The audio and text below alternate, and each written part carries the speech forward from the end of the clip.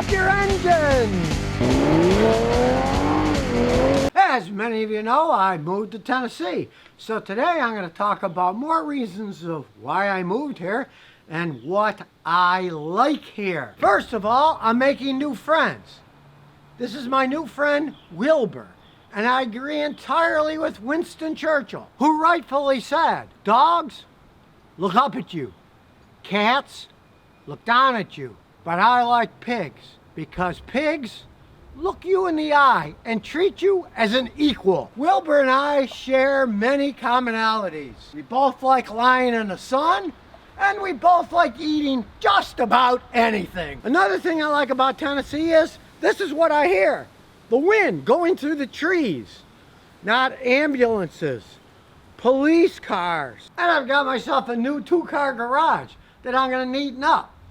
I've ordered doors, but with coronavirus, it's gonna take a while to get the new doors in. But what the heck, there's a lot of space inside. And as you can see, I'm still unpacking, but now it's getting neater. I'm going to be organized in the second half of my life. Things hung up on pegboards. Grinders that are actually bolted to a table. Plenty of room for my Triumph motorcycle, and I'm reunited with my old Suzuki racing motorcycle. I'm gonna get that going. And here comes Duke. He lives here too. The ultimate security system. And with my old motorcycle, soon I'm gonna make a video how to get an old motorcycle running that's sat for years. Because I sent it to my son, and guess what? It's sat for years. It's been sitting there for years, but watch this. I did put one of those lithium iron phosphate batteries. Check it out, it's been sitting for years. Turn the key, the headlight still comes on. I'm totally shocked. The idiot lights came on, and the turn signal still worked. That really says something about both lithium iron phosphate batteries and Japanese motorcycle technology sitting there for more than 5 years. And it still goes on. So, I'm going to make a video how to start it up in a little while. Be sure you watch that. Now, I found the people here in the Volunteer State, Tennessee are really friendly. It's got the right name, the Volunteer State. I was worried about meeting people with cars. That took about 2 seconds. People were stopping me on the street in the store saying, Scotty, are you really here? I said, yes, I am. Hey, I'd love to film your car. And then we set up time. So I'm actually going to have more fun here because I'm meeting a lot of new people. And it's probably going to make my wife happy too because she's tired of my story. She says, I've heard that story 100 times.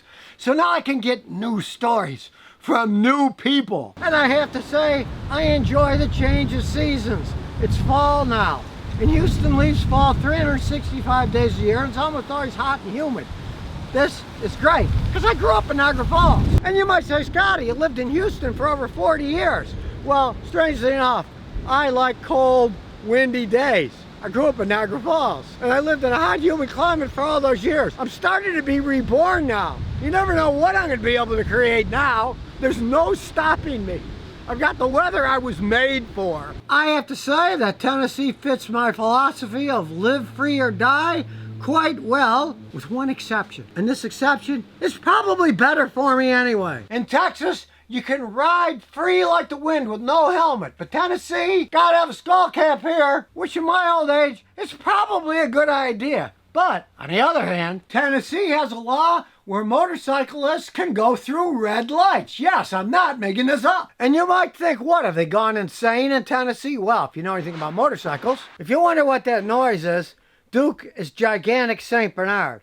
He also eats like a horse. And he makes noises like a horse when he's eating at his trough, which he does quite a bit. But getting back to motorcycles, motorcycles don't weigh much. When you come to a stoplight, a lot of times they don't trip the circuit. So you'll be sitting there for half an hour waiting for the light to turn green. So, in Tennessee, motorcyclists can go through it. They have to stop and look to make sure nobody's coming, but then they're allowed to go through. So they don't have to sit there waiting for hours. Man, America, the way it used to be, it actually makes sense. The bureaucrats haven't taken everything over. People actually do logical things. And speaking of bureaucrats, the taxes here on houses are so much lower. When I lived in Houston in the beginning, 40-something years ago, it was a nice, inexpensive place to live in downtown Houston. Well, when I left, my taxes were twice each year what my mortgage used to be. I had it with that. Not only do you have tons of space, but it's tons cheaper tax-wise. It's a win-win situation. You can drive down the street in your Polaris and people don't waggle their fingers at you and scream at you because, oh, you're going too fast. So all I have to say to all the finger wagglers in my old Houston neighborhood, yes, you won. You chased me out of your neighborhood, and guess what? I'm happy as a steamed clam here in Tennessee. And here's something else I like. Check it out. No inspection certificate. This Toyota 4Runner I'm working on is totally legal. Where I am at in Tennessee, they don't do any kind of inspection. And guess what? They don't have any more accidents per capita than states that have inspection certificates and emissions testing. Now, I've railed about that for years. It's pretty much proven that these safety inspections, they're just to make money for the garages. They have nothing to do with safety because the states that have them, in many cases, have more accidents per capita than the states that don't. I can't wait to scrape this one off my Celica.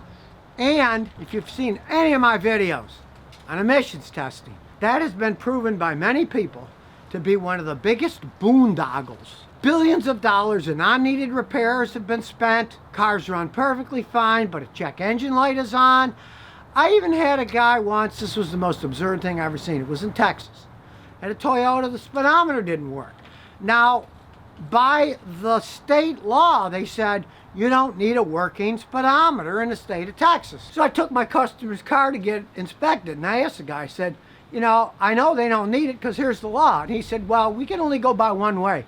When we test it, some items are straight writing and some are italicized. If it's italicized when it isn't supposed to be straight and it fails the italicized, your vehicle won't pass the state inspection that year. So here I had a Toyota that ran perfectly fine. The speedometer didn't work. They couldn't get it inspected. And the assembly that I had to get was like $1,200. It was totally absurd. Do we need these bureaucrats pushing us around? No, we don't. Guess what? In Tennessee, they're not here now. Let's hope they never come here. Then I'll have to move again. But really, if I can stick here for the next 40 years, I'll probably be dead by then anyways. Yeah, I'd be 107, so who knows? Maybe I'll still be going, still messing with cars. You gotta do something. My grandfather, he's the mechanic that taught me how to fix cars. He would have worked forever, but my father shut down the corner Texaco gas station that he ran. So when he shut it down, my grandfather had to retire. He was dead within a year. Sat around watching football and baseball on TV, didn't do anything. I don't want to be like that. And I think Tennessee is going to rejuvenate me. I already feel that I'm being born again here. But I'm still going to help everybody out with all their problems. Not going to be any different at all. Although I'm going to be more excited about it now. And if you don't like it, well, go to some boring channel with some boring guy. Now you're going to turn the nut. I'm not that guy. I like getting excited about stuff, and let me tell you, I am excited. And I'm also excited about my new ScottyKilmer.com forum where you ask car questions. Check it out. It's free. I'm never going to charge for any of that either. I'm spending a lot of time answering all the people's questions. All the moderators are helping. We got like 20 moderators already, and they're great guys, and they're helping out. We're going to help everybody out in the world because Scotty's been born over again here in Tennessee. And here's some bonus questions and answers. Alice says, my daughter's going to buy a 2020 SUV. I was thinking about the RAV4. I'm helping her, and I liked it over the Honda CR-V, but now I read good reports on the Mazda CX-5. So what should I do? All right. Well, me, I like tried and true. I'd go with the RAV4. But the Mazda now has a real relationship going with Toyota. They're sharing technology. The new CX-5s will probably be excellent cars, but I would never buy any type of new vehicle because you don't know. How's it going to hold up? Maybe the 2020 CX-5 will be better than the RAV4. We don't know. We just know that the RAV4s lasted a really long time and hardly ever had problems, other than nitpicking things like the door actuator, locks, brake, and stuff like that. But that's not the engine, transmission, and stuff. Just run. So really well made. And the Honda CR-Vs are also excellent vehicles. I got customers with those with 500,000 miles on it. There's nothing wrong with them either. You're making three good choices, but you got to decide. Do you want to be conservative, or maybe your daughter likes the zippiness of the Mazda CX-5? They're a little bit faster. They'll probably be a good car, but there's a little more gambling involved there than there would be in getting a RAV4 or in a Honda CR-V, which have a track record that's been proven over the years. So if you never want to miss another one of my new car repair videos, remember to ring that bell.